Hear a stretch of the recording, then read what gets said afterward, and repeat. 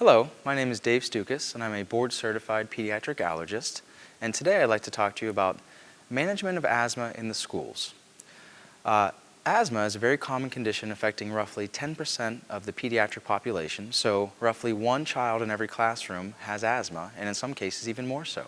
So it's very important that asthma is managed well in the schools to help optimize control and to hopefully prevent exacerbations from occurring. This really comes down to two main subjects to help with management of asthma in the schools.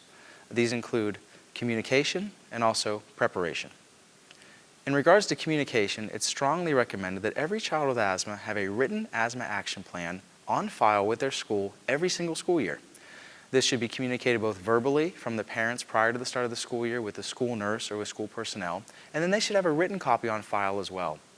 Written asthma action plans are important because they will have the child's name, the medications that they're supposed to use for their asthma on a regular basis, and especially important is the inclusion of symptoms that need to be monitored for and when treatment should occur with short-acting bronchodilators, most commonly known as albuterol. This information is kept on file. That way, whenever there's any issues at school, the child can then go see the school nurse or whoever may be in charge of that and receive the proper treatment. The second most important thing is preparation.